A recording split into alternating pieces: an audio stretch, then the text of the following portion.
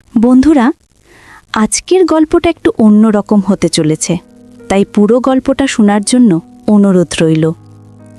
আমার কলেজ ভর্তির টাকা জোগাড় করতে না কিভাবে কাকুর সাথে কাজ করল তা আমি নিজের চোখে দেখেছি, আর সেই সুযোগে আমিও বায়না ধরলাম মায়ের সাথে কাজ করব। মা প্রথমে বারণ করলে শেষ পর্যন্ত বাধ্য হলো। বন্ধুরা, হয়তো তোমরা আমাকে খারাপ ভাবতে পারো, তবুও যা সত্যি তাই আজকে তোমাদের বলবো। আমার নাম আরিয়ান। এবার উচ্চ মাধ্যমিক পরীক্ষা দিলাম, কলেজে ভর্তির অপেক্ষায় আছি। আমার মায়ের নাম নুসরাত জাহান। মায়ের একটু বর্ণনা দিই। আমার মা লম্বায় 5 ফুট 5 ইঞ্চি, উজ্জ্বল শ্যামলা, যা তার সৌন্দর্যকে বহু গুণ বাড়িয়ে দিয়েছে। আমার মায়ের সামনে দিয়ে আমাদের বাড়িতে যে আসে বা রাস্তায় গিয়ে দেখে, সবার ইচ্ছা হয়। আমার মায়ের বয়স 38, কিন্তু মাকে অনায়াসে 20 বছরের মেয়ের সাথে মিশিয়ে ফেলা যাবে। আমার বাবার নাম রাশেদ। আমার যখন 12 বছর বয়স, তখন আমার বাবা বাইরে চলে যায়। ওখানে একটা চাকরি করে, কিন্তু তেমন ভালো বেতন না হওয়ায় সামান্য কিছু টাকা পাঠায়। আর আমার দাদু বাড়ি থেকে কিছু টাকা পাঠায় মাঝে মাঝে। তাই দিয়ে কষ্ট করে আমাদের দুজনের দিন কেটে যায়। এখন থেকে 8 বছর আগে বাবা বিদেশে যায়। আমি তখন 12 বছরের বালক। কিন্তু আমি যখন ওইসব ব্যাপারটা বুঝতে শিখি, তখন মায়ের কষ্ট অনুভব করতে পারতাম। মা উপোস হয়ে দিন কাটাতো, তাও বুঝতে পারতাম। কিন্তু এরপর সময়ের সাথে সাথে স্বাভাবিক হয়ে যায়। এমন হয় যেন এটাই, অর্থাৎ বাবা না থাকা আমার আর মায়ের এটাই স্বাভাবিক জীবন। এবার আসল ঘটনার শুরু থেকে শুরু করা যাক। আমার মায়ের সাথে আমার খুবই ফ্রি মাইন্ড সম্পর্ক ছিল। মায়ের সাথে ছেলে ঠিক যে পর্যন্ত ফ্রি হতে পারে ওই পর্যন্ত। যেহেতু ঘরে শুধু আমরা দুটি প্রাণী থাকতাম, তাই আমার সব কথা মাকে বলতাম, আর মায়ের অনেক কথাই আমার সাথে শেয়ার করত। কলেজে বা পাড়ার আমার কোনো মেয়েকে পছন্দ হয়েছে, আমার কেমন মেয়ে পছন্দ, কোন টাইপের ছেলেদের মেয়েরা লাইক করে, এসব ব্যাপারে আমাদের কথা হতো। মাঝে মাঝে এসব ব্যাপারে কথা হতে হতে তা ওইসব হালকা কাজ করত, কিন্তু মা এই প্রসঙ্গ উঠলে তাকে কৌশলে এড়িয়ে যেত। ছেলে বলে হয়তো এই ব্যাপারে আমার সাথে আলোচনা করতে চাইতো না। আগেই বলেছি, আমার উচ্চ মাধ্যমিক পরীক্ষা শেষ, কলেজে ভর্তি হতে হবে। আমাদের এখানে ভালো যে প্রাইভেট কলেজে ভর্তি হতে 20,000 টাকা প্রয়োজন, কিন্তু দেখা গেল বাবার পক্ষে এত টাকা একবারে দেওয়া সম্ভব না। আর দাদুকে জানালো মা। দাদু বলল, এবার গ্রামের জমিতে ফসল তেমন ভালো হয়নি, এত টাকা তিনি পাঠাতে পারবেন না। মায়ের সঞ্চিত কিছু টাকা ছিল, কিন্তু তার পরিমাণ 10,000-এর বেশি হবে না। অনেক চিন্তায় পড়ে গেল মা। বাবার এক বন্ধু ছিল কামরান, আমি ওনাকে কামরান কাকু বলে ডাকতাম। আমরা মাঝে মাঝে অর্থ সংকটে পড়লে ওনার কাছ থেকে ধার নিতাম, কিন্তু তা কখনোই 4-5 হাজারের বেশি না। আবার বাবা টাকা পাঠালে মা দিয়ে দিত। কামরান কাকু সরকারি ব্যাংকে চাকরি করত। বয়স 40-এর মতো, সুঠাম চেহারা, পুরো গোঁপ। মায়ের প্রতি ইচ্ছা ছিল ওনার। আমি লক্ষ্য করতাম, যখন উনি আসতো আমার মায়ের দিকে তাকিয়ে থাকতো, আকারে ইঙ্গিতে মাকে তার আগ্রহ বুঝাতে চাইতো। কিন্তু মা তা না বোঝার ভান করত, কারণ বিপদের সময়ে উনি ছিল আমাদের ভরসা। আমার কলেজ ভর্তির শেষ তারিখ চলে আসছিল। এমন অবস্থায় মা কামরান কাকুকে একদিন বাড়িতে ডাকলো। কামরান কাকু একদিন সন্ধ্যার দিকে বাড়িতে আসলেন। মা তাকে চা দিল। এরপর কিছু সময় কুশল বিনিময়ের পর কথা বলার পর টাকার প্রয়োজনের কথা তুলল, আর প্রয়োজনের কারণও বলল। কামরান কাকু বলল, এত অনেকগুলো টাকা দরকার? মা বলল, আমি তো শোধ করে দেব। কামরান কাকু বলল, আপনার কিন্তু শোধ না করলেও চলে। মা বলল, মানে? কামরান কাকু বলল, মানে আপনি যেটা বুঝেছেন ওটাই আমার শর্ত। আমি 20,000 টাকা দেব, কিন্তু আমাকে 1 রাত সময় দিতে হবে আপনাকে। মা বুঝতে পেরে মুখ নিচু করল। মা যখন মুখ তুলে কাকুর দিকে তাকালো, তখন কামরান কাকু সচেতনভাবে মায়ের দিকে তাকিয়ে খেলতে লাগলো। মা তা দেখে লজ্জা পেল। কামরান কাকু বলল, দেখুন, জোর করার তো কিছু নেই এখানে, সব আমি। তাহলে আসি, আপনি রাজি থাকলে ফোন করবেন। এই কথা বলে কামরান কাকু বাড়ি থেকে বের হয়ে গেল। মা আর কামরান কাকুর মধ্যেকার কথাবার্তা আমি সব আড়াল থেকে শুনেছি। মা এটাও জানে না। এরপর মা কয়েকদিন খুব চিন্তিত হয়ে থাকলো। আগের মতো হাসে না, আমার সাথে ভালোভাবে কথা বলে না। মা দেখলাম তার বাবার বাড়িতে এবং পরিচিত আত্মীয় স্বজনের কাছে টাকা ধার চাইল, কিন্তু কেউ এতগুলো টাকা দিতে চাইল না। মা যে করে হোক আমার কলেজ ভর্তির টাকা জোগাড় করবে এটা আমি জানতাম, কারণ মা বাবাকে কথা দিয়েছে বাবার অনুপস্থিতিতে আমার কোনো রকম ক্ষতি হতে দেবেন না। মা বাবাকে নিশ্চিন্ত করার জন্য মোবাইলে বলে দিল টাকা ম্যানেজ হয়ে গেছে। কামরান কাকুর যাওয়ার 3 দিন পর মা আবার কামরান কাকুকে ফোন করে বাড়িতে আসতে বলে। কামরান কাকু ফোন পাওয়ার 20 মিনিট পরেই চলে আসে। আমি দরজা খুলে কাকুকে ভিতরে ড্রয়িং রুমে বসতে বললাম। কাকুর চোখে মুখে খুশির ঝলক লক্ষ্য করলাম। কারণটা তো আমি জানি। যাই হোক, ওনাকে বসতে বলে আমি ভিতরে রুমে গেলাম। একটু পরে মা ড্রয়িং রুমে আসলো। আমি পাশের রুম থেকে আড়ি পাতলাম। মা বলল, টাকাটা আমার সত্যিই প্রয়োজন, আমার ছেলের জন্য প্রয়োজন। কামরান কাকু বলল, ওকে, আমি তো টাকা নিয়ে রেডি আছি, তাহলে কাল আসি। মা লজ্জায় মুখ নিচু করে বলল, কোথায় আসবেন? কামরান কাকু বলল, কোথায় বোঝো না? তোমাকে পেতে আমার কতদিনের ইচ্ছা, তোমাকে পাবো তা কি তুমি বোঝো না? মা কাকুর কথা ও সম্বোধনের এই হঠাৎ পরিবর্তনে হতবাক হয়ে পড়ল। এরপর কয়েক মিনিট নীরবতা শেষে মা নীরবতা ভেঙে বলল, এখানে কিভাবে সম্ভব? আমার ছেলে? কামরান কাকু বলল, ওসব নিয়ে তোমাকে ভাবতে হবে না। কাল সকালে আমার লোক একটা ব্যাগ দিয়ে যাবে, ওই ব্যাগ খুলে সব পেয়ে যাবে কি করতে হবে। মা নীরব হয়ে থাকলে কাকু চলে গেল। মা তার রুমে গিয়ে শুয়ে পড়ল। আমাকে ডেকে বলল রাতে খাবে না, আমাকে খেয়ে শুয়ে পড়তে বললেন। পরের দিন সকাল 10টায় যথারীতি একজন লোক এসে দরজার কাছে থেকে একটা ব্যাগ মায়ের হাতে দিয়ে চলে গেল। মা ব্যাগটা তার রুমে নিয়ে রাখল। মা আমার জন্য তার মূল্যবান জিনিস বিক্রি করছে এটা ভেবে আমার খারাপ লাগলো, কিন্তু অদ্ভুত এক ধরনের রোমাঞ্চ অনুভব করলাম। এর একটু পরে মা গোসল করতে ঢুকলো। আমি একটা রিস্ক নিলাম। এই ফাঁকে মায়ের রুমে গিয়ে ব্যাগটা খুললাম। ব্যাগে দেখে নীল রঙের একটা শাড়ি, নীল রঙের একজোড়া অন্তর্বাস, একটা মেডিসিন আর একটা কাগজ। কাগজে লেখা, নুসরাত, আমার ভালোবাসা নিয়ে তোমাকে পাবার জন্য আমি অধীর আগ্রহে অপেক্ষা করছি। যেদিন তোমাকে প্রথম দেখি ওই দিন তুমি একটা নীল শাড়ি পরেছিলে, তাই আজ রাতে তোমায় আমি নীল শাড়িতে দেখতে চাই। আর ওই মেডিসিনটা তোমার ছেলেকে 10টার দিকে কোনো লিকুইডের সাথে মিশিয়ে খাইয়ে দেবে, ওর ঘুম কাল দুপুরের আগে ভাঙবে না। কিন্তু আমি ওই দিন শরবতও খেলাম না, কিন্তু আমার রুমে ঘাপটি মেরে রইলাম। মা এসে আমাকে দেখে গেল আর খালি দুধের গ্লাস নিয়ে গেল। আমি মরার মতো পড়ে রইলাম। 11টার দিকে কাকু আসলো। আমি আমার আড়ি পাতা স্থানে চলে গেলাম। কাকু আর মা বসার ঘরে। মা দেখলাম নীল শাড়ি পরেছে আর স্নান করে সুন্দর করে সেজেছে। কাকু মায়ের মাথা থেকে পা পর্যন্ত দেখে মুখ থেকে ওয়াউ শব্দ বের করল। মাকে বলল, এত দূরে বসে আছো কেন? আমার কাছে এসে বসো। মা তার জায়গায় বসে রইল। কাকু এবার ধমক দিয়ে বলল, কিরে, তুই আসবি না? আমি চলে যাব। মা এবার উঠে কাকুর পাশে তবে একটু দূরে গিয়ে বসল। মা কাকুকে বলল, এখানে কেন? রুমে চলুন, আমার ছেলে। কাকু হ হ করে হেসে বলল, তোমার আবার রুম কি? কাজ তো একই, তবে রুমে তো যাবেই। কিছুক্ষণ পর মা প্রায় কাঁদো কাঁদো হয়ে আকুতি করতে লাগলো। বলল, দয়া করে ওখানে করবেন না, আমি মরে যাব। কাকু বলল, তুমি মরলে মরো, তাতে আমার কি? একটু ভেবে আবার বলল, ঠিক আছে, আমি আজ খুব খুশি, তাই তোর এই কথা রাখলাম। কিছুক্ষণ পরে আবার কাকুর সময় ঘনিয়ে আসছে। আমি তারপর নিজের রুমে গিয়ে বিছানায় শুয়ে পড়লাম। এতক্ষণ কি দেখলাম তা মনে করে অনেক কিছু ভাবলাম। আমার স্নেহময়ী মাকে শুধু মনে আসতে লাগলো। মায়ের কথা মনে করে আমার খুব কষ্ট লাগলো।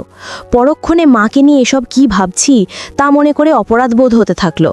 কিন্তু যে মা বাবার অবর্তমানে তার বন্ধুর সাথে, সেই মাকে নিয়ে স্বভাবের দোষ নেই এটা বলে নিজেকে বুঝলাম। কিন্তু আবার মনে হলো মা তো আমার জন্য এসব করলো। এভাবে উথাল পাথাল করতে লাগলো আমার মন। মাকে সেবা যত্ন করার ইচ্ছা আমাকে কুড়ে কুড়ে খেতে লাগলো। সেই সিদ্ধান্ত নিলাম, মা যখন আমার বাবার অবর্তমানে, মায়ের সব দায়িত্ব আমার হওয়া উচিত। ঘুম আর আসলো না। সারা রাত মায়ের কথা ভেবে কাটালাম। এক ঘুমে দুপুর 2টায় ঘুম থেকে উঠে গোসল করার পর খাবার টেবিলে গিয়ে দেখলাম আমার খাবার দেওয়া। মায়ের অদ্ভুত পরিবর্তন। নিজে খেয়ে নিজের রুমে শুয়ে আসে, আমাকে একবার ডাকলোও না। যাই হোক, আমি খেয়ে নিলাম।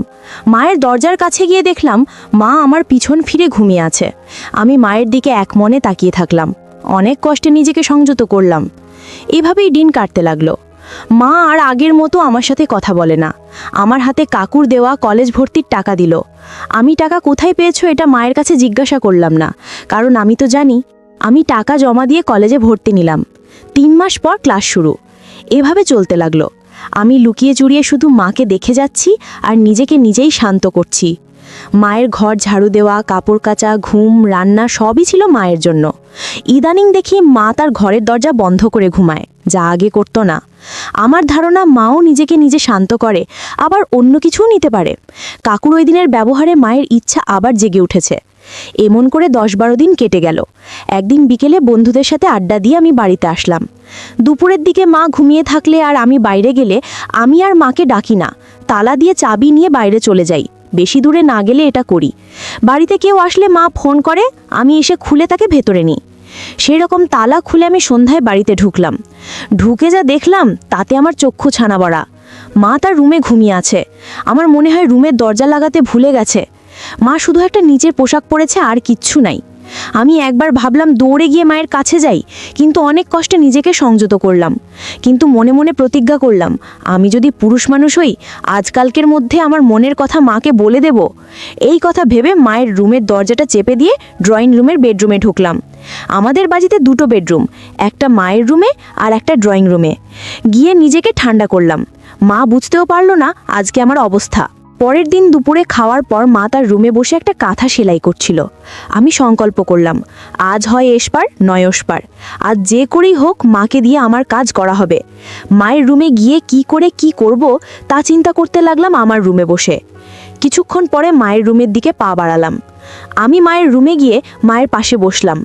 এরকম আগে 10 বার বসেছি, কিন্তু আজ বসার কারণটা আলাদা। মা একটা গোলাপি রঙের শাড়ি পরেছে আর তার সাথে লাল রঙের ব্লাউজ। আমি অনেকক্ষণ ধরে বসে আছি, কিন্তু কিছু বলছি না দেখে মা বলল, কিরে কিছু বলবি? আমি বললাম, ও হ্যাঁ মা, তোমাকে ইদানিং কেমন অন্যরকম লাগে, তোমার কি কিছু হয়েছে? মা বলল, দূর পাগল, আমার আবার কি হবে? আমি বললাম, মা আমার সাথে ঠিকমতো কথা বলো না, একা একা কি যেন ভাবো, তোমাকে খুব ডিপ্রেসড মনে হয়, আসার চেষ্টা করে। মা বলল, কি যে বলিস, এসব তোর মনের ভুল। আমি বললাম, না মনের ভুল না, তোমার কি হয়েছে আমি জানি। মা চোখমুখ ফ্যাকাশে করে বলল, কি জানিস? আমি বললাম, মা ওই দিন আমি একটু শরবতও খাইনি, সব বাইরে ফেলে দিয়েছি। এই এক লাইন কথাতেই কাজ হলো। মা যেন আকাশ থেকে পড়ল, হাঁ হয়ে কিছুক্ষণ নিচের দিকে তাকিয়ে বসে থাকলো। মুখ থেকে কোনো কথা বের হচ্ছে না। আমি দুরু দুরু বুকে কিন্তু অত্যন্ত স্বাভাবিক কণ্ঠে বললাম, আমি সবটাই জানি। তুমি আমার কলেজ ভর্তির টাকা কিভাবে কোথা থেকে পেয়েছো, কামরান কাকুর সাথে তোমার কি হয়েছে, আমি সব দরজার আড়াল থেকে দেখেছি। মা কিছু বলছে না, চোখ থেকে এক ফোঁটা পানি শুধু গড়িয়ে পড়ল। আমি বললাম, সবটাই দেখেছি মা। মাকে বুঝলাম তার সবটাই আমার দেখা। এবার মা মুখ খুলল, আমি এসব কেন করেছি তা তো জানিস? আমি বললাম, জানি না। তুমি আমার জন্য, আমাকে কলেজে পড়ানোর টাকার জন্য তোমার জিনিস বিক্রি করেছো? মা আমার মুখে বিক্রির কথা শুনে আরও হতাশ হয়ে কাঁদতে শুরু করলো। আমি বললাম, তুমি কাঁদছো কেন? কিন্তু একটা কথা স্বীকার করতেই হবে, তুমি অপূর্ব সুন্দর, যেমন সুন্দর তোমার বাকি সবটাও। মা কাঁদো কাঁদো স্বরে বলল, মানে? আমি বললাম, মানে যা বুঝেছো তাই, তোমাকে আমার খুব প্রয়োজন। মা বলল, কি বলতে চাস তুই? আমি বললাম, মা কাকুকে যখন গ্রহণ করেছো তখন আমি কেন নয়? আর তুমি আমার জন্য কাকুর কাছে দিয়েছো, আর এখন কষ্টে ডিপ্রেসড হয়ে দিন কাটাচ্ছ। তুমি দুঃখে থাকবে আর আমি খুশি মনে কলেজে পড়াশোনা করব কিভাবে? মা বলল, কি বললাম আমি ডিপ্রেসড? আমি বললাম, বলে দিতে হয় নাকি? আর তুমি হয়তো এই ঘটনার আকস্মিকতায় হতভম্ব, কিন্তু তোমাকে কামরান কাকুর সাথে ওই অবস্থায় দেখার পরে আমার একটা দিন যে কি অসহ্য যন্ত্রণায় কেটেছে তা কি তুমি বোঝো? আর আমার বয়সী একটা ছেলের জন্য এই কষ্টটা যে কতটা ভয়ঙ্কর তা কি তোমাকে বলে দিতে হবে? এখন তুমি যদি আমার সাথে সহযোগিতা না করো, তাহলে আমার সামনে একটাই পথ খোলা আছে, সেটা হলো বাইরে যাওয়া। তুমি কি চাও তোমার ছেলে বাইরে যাক? বোঝা গেল মা মনের ভুলেও আমার কাছ থেকে এমনটা আশা করেননি। মা কিছু বলতে যাবে, কিন্তু আমি থামিয়ে দিয়ে বললাম, বাবার অবর্তমানে টাকার জন্য বাবার বন্ধুর সাথে যেতে পারো, তাহলে আমি কেন নই? এতে করে তোমার দুঃখ আর কষ্ট মিটবে, আর আমারও অশান্তি হবে। মাকে আবারও কিছু বলতে দিলাম না। আমি বললাম, দেখ, ভালো সাজার চেষ্টা করো না। তুমি যদি ভালো হতে তাহলে কাকুকে দিতে না। আমার মুখে এমন কথা শুনে মা লজ্জা পেল নাকি হতাশ হলো মুখ দেখে বোঝা গেল না। মুখে বলল, কিন্তু তুই যে আমার ছেলে। আমি বললাম, তো কি হয়েছে? ছেলে হওয়ার আগে আমরা নারী পুরুষ না? নারী পুরুষের এই আকর্ষণ চিরন্তন, আর এখন তোমাকে না পেলে আমার লেখাপড়া কোনো কিছুই হবে না। তাছাড়া তুমি আমাকে ফিরিয়ে দিলে আমি কলেজেও ভালো মতো করতে পারবো না। মা কিছুক্ষণ চুপ থেকে ঝরঝর করে কেঁদে দিল আর নিজের সামনে থেকে সরিয়ে বলল, তুই ছেলে হয়ে যদি মায়ের সেবা করতে চাস তাহলে আমার সেবা কর। এরপর মাকে বললাম, যাই যাই বল, তুমি আমার আসলে কিছু করার নেই। দেখো, নিজের ছেলেকে দিয়ে তুমি অনেক সেবা নিতে পারবে। মাকে কি সুন্দর লাগছিল বলে বোঝানো যাবে না। মা আমার দিকে তাকালো আর কি মনে করে জানি না মুচকি একটা হাসি দিল। এটা আমার জন্য সিগন্যাল হতে পারে। আমি তখন মায়ের দিকে মনোযোগ দিলাম। মাসুলে দেখে আমার খুব ভালো লাগলো। লক্ষ্য করলাম মা এখন আর কাঁদে না, বরং তৃপ্তির হাসি দিয়ে মজা উপভোগ করতে লাগলো। এবং আমি মায়ের মুখের দিকে তাকিয়ে আছি। সেই দেখেও মা হাসি বন্ধ না করে বরং হাসির রেখা দ্বিগুণ বৃদ্ধি পেল আর মাথাটা নাড়িয়ে আমাকে সম্মতি দিল। আমার মনটা খুশিতে ভরে গেল। মায়ের কোনো কষ্ট দেখা গেল না। আমি মায়ের সেবা যত্ন করছি, সে এখন গোটা ব্যাপারটা অনেক আনন্দের সাথে উপভোগ করছে, এটা বোঝা যাচ্ছে, যদিও মুখে কিছু বলছেন না। আমাদের কাজ শেষ হতে প্রায় 1 ঘন্টা লেগে গেল। রাতে খাবারের পর আমি আমার রুমে আর মা মায়ের রুমে। আমি আমার মায়ের কষ্টের কথা চিন্তা করছি। আমার মনে হয় মাও নিশ্চয়ই আমার মতোই চিন্তা করছে। আমি আর সহ্য করতে না পেরে মায়ের রুমের দিকে যাব। এমন সময় দেখলাম মা আমার রুমের দরজা দিয়ে উকি দিয়ে আমাকে দেখছে। আমি মাকে উদ্দেশ্য করে বললাম, মা, ওখান থেকে উকিঝুঁকি মারছ কেন? ভিতরে আসো। মা ভিতরে এসে আমার খাটে বসে আর বলল, বাবা চল আমার ঘরে, এখন থেকে আমরা একসাথে থাকব। আমি কিছু না বোঝার ভান করে বললাম, কেন? একসাথে থাকতে হবে কেন? মা রাগ করে বলল, থাক তুই, আমি চলে যাচ্ছি বলে হাত দিতে গেল আর আমি মায়ের হাত শক্ত করে ধরে বললাম, আমায় এত রাগ করো কেন বলো তো? এই বলে ড্রয়ার থেকে আমার নিয়ে আসা ওষুধগুলো মায়ের হাতে দিলাম। মা বলল, কি এগুলো? আমি বললাম, ওই ওষুধগুলো খেলে তোমার সমস্যা হওয়ার ভয় থাকবে না। মা বলল, একেবারে উদ্যোগ নিয়ে হাজির, আবার এতক্ষণে কাম করা হচ্ছিল। আমিও হাসলাম। আমি মাকে নিয়ে মায়ের রুমে গেলাম, কারণ আমার থাকার ঘর ছোট হওয়ায় মাকে নিয়ে থাকা যাবে না। মা বলল, বাবা, আমি আজ থেকে তোর মা শুধু না, আমি তো সব। আমি বললাম, হ্যাঁ বুঝলাম, তুমি আমার সব, কিন্তু বউ কেন? তুমি তো আমার বাপের বউ, আমার না তো। মা বলল, আরে রাখ তোর বাপের কথা, বিদেশে পড়ে আছে, মাঝে মাঝে কটা টাকা পাঠায়, 2 মাসে একবার ফোন, আমার প্রতি কোনো দায়িত্ব পালন করেছে? তোর বাপ, আমিও তো ভেবে পাই না তোমাকে রেখে বাবা কিভাবে যে বিদেশে পড়ে আছে কে জানে। মা মুখ ভেঙচিয়ে বলল, তোর বাবা কি ওখানে চুপচাপ বসে আছে মনে করেছিস? আমি বললাম, মানে বাবা কি ও দেশে বিয়ে করছেন নাকি? মা বলল, ওই সব দেশে কি বিয়ে করতে হয় নাকি? কত মেয়ে ছেলে টাকার জন্য রাস্তাঘাটে হোটেলে হোটেলে ঘুরে বেড়ায়, শুনেছি ওখানে নাকি কোনো সমস্যা হয় না। বাবার সম্পর্কে মায়ের ধারণা শুনে অবাক হলাম।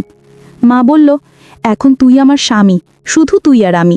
যখন বাড়িতে থাকবে এটা আমাদের রুম, কিন্তু স্ত্রী নয়, মা হিসেবে তোমাকে চাই। আমি বেশি খুশি, তুমি আমার ভালো মা। মা বলল, তাই নাকি? আজ থেকে তোর আর আমার মধ্যে কোনো বাধা থাকলো না, না? তুই আমাকে যা খুশি বলতে পারিস, আমি ওকে যা খুশি বলবো। আমি বললাম, আচ্ছা, আমি আর তুমি যখন শুধু ঘরে থাকি তখন আমি তোমাকে ইয়ামা বলে ডাক, ঠিক আছে? মা বলল, বাবাই, তুই যখন আমাকে ওই সময় মা বলে ডাকিস তখন আমার যে কি অদ্ভুত ভালো লাগে তুই কি বলে বুঝাতে পারবো না। আমারও তোমাকে ওসব নামে ডাকতে খুবই ভালো লাগে, আমার মা। মা, আগামীকাল আমাকে এক বন্ধুর গ্রামের বাড়িতে যেতে হবে 3 দিনের জন্য। আমরা 3 ফ্রেন্ড মিলে যাচ্ছি, কি বলিস আমি কি করে থাকবো এই 3 দিন? আমি বললাম, মা বুঝি তো, বন্ধুরা এত করে ধর্ণা করা যাবে না। আগে কলেজে ক্লাস অফ করেও যেতাম এই সময়, আর এখন তো কলেজ এখনো শুরুই হয়নি, বুঝতেই পারছো। তাই আর না করার কারণ খুঁজে পেলাম না। এই সময় ওদের গ্রামে একটা মেলা হয়, ওই মেলা দেখতে আগেরবারও গিয়েছিলাম, এবারও যাওয়ার প্ল্যান করেছে ওরা। মা বলল, কি আর করার, যেতে হবে যখন যাবি। এই কথা বলে মা একটা দীর্ঘশ্বাস ফেলল। মায়ের চোখে ঘুম নেমে এলো, আর আমি শুয়ে মোবাইল ঘাঁটতে লাগলাম। পরের দিন সকালে ট্রেন স্টেশনে বন্ধুদের সাথে মিলিত হলাম, আর আমার এক ক্লোজ ফ্রেন্ড রজতদের গ্রামের বাড়ির দিকে রওনা হলাম। 3 দিন আমরা রজতদের ওখানে থাকলাম, মেলা দেখলাম, অনেক মজা হলো। কিন্তু মায়ের কথা মনে পড়লেই মাঝে মাঝে বড় হয়ে যেত। সুযোগ পেলে নিজেকে নিজে শান্ত করি। মোবাইলে মায়ের সাথে কথা হতো, কিন্তু সব সময় বন্ধুদের সাথে থাকায় আমি তেমন কিছুই বলতে পারতাম না। মা শুধু বলল, তারা। আমি হু হু করতাম আর পাগল হয়ে যেতাম। তবু অনেক কষ্টে নিজেকে স্বাভাবিক রাখার চেষ্টা করতাম। 4 দিনের দিন বিকেলে আবার আমরা বাড়ির উদ্দেশ্যে রওনা হলাম। ট্রেনের ক্যান্টিনে খেয়ে নিলাম। আমার স্টেশনে নেমে যে যার বাড়িতে চলে গেল। আমিও বাসার দিকে রওনা হলাম, আর খুশিতে মনের ভিতর ধিক ধিক করতে লাগলো।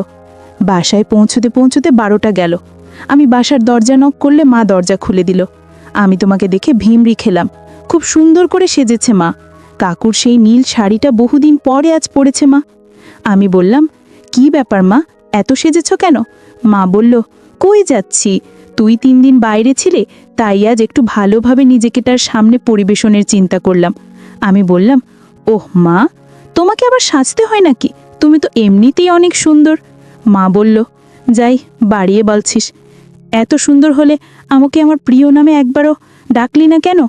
এই কথা বলে মা অন্যদিকে তাকালো। আমি বললাম, দিস, রাগ করো না আমার মা।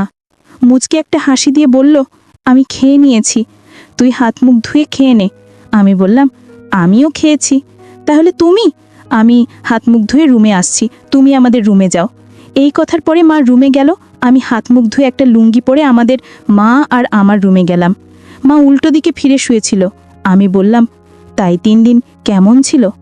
মা বলল, কেমন আর থাক, শুধু তোর কথাই ভেবেছি। আমার খোঁজার কে রাখে বল? একাই ছিলাম নিজের মতো, কিন্তু ভেতরে অনেক কষ্ট পাচ্ছিলাম। আমি বললাম, মা একটা কথা বলবো? মা বলল, এ আবার কি? বলছি না আমরা একে অপরকে যা খুশি বলবো, এতে আবার জিজ্ঞেস করার কি আছে? আমি বললাম, না মানে তুমি বললে না তোমার কেউ খোঁজ নেয় না, আমি না থাকলে তুমি একা থাকো।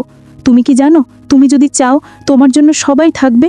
তোমার একটু সময়ের জন্য সবাই কাকুতি মিনতি করবে, তুমি হবে সবার আলোচ্য বস্তু। মা বলল, মানে তুই কি বলছিস? কিছুই তো বুঝতে পারছি না। আমি বললাম, মা দেখো, তুমি তোমার এই মূল্যবান গহনা সম্পদ দিয়ে সকলকে তোমার ঘোরাতে পারে। আমি জানি যে কোনো মানুষ যখন তোমাকে দেখে তখন তাদের খুব ইচ্ছে হয়। এমনকি আমাদের অনেক নীতিয়াত্ম মেয়ের মধ্যেও আমি এটা দেখেছি। এখন তুমি যদি একটু চান্স দাও তাহলে কি হবে বুঝতে পারছো? তুমি হবে সকলের নয়নের মণি। কেউ খোঁজ নেয় না বলে আর আফসোস করতে হবে না। মা অবাক হয়ে বলল, বাবা তুই যা বলছিস ভেবে বলছিস তো? আমি বললাম, হ্যাঁ মা, আমি সব ভেবেই বলছি। তুমি তো বলেছ বাবা বাইরে কি করছে, বাবা যদি করতে পারে তুমি পারবে না কেন? সবারই নিজের জীবনকে উপভোগ করার অধিকার আছে। এখন তুমি চাও কিনা সেটু বলো। মা বলল, সেই না হয় হলো, কিন্তু। আমি বললাম, কোনো কিন্তু নেই। মা বলল, তুই এখন আমার সব, তুই যা বলবি তাই হবে। আমি বললাম, এই তো আমার লক্ষ্মী মায়ের মতো কথা। তবে আজ থেকে দেখো আমাদের জীবন কত অ্যাডভেঞ্চার আর মজায় ভরে ওঠে।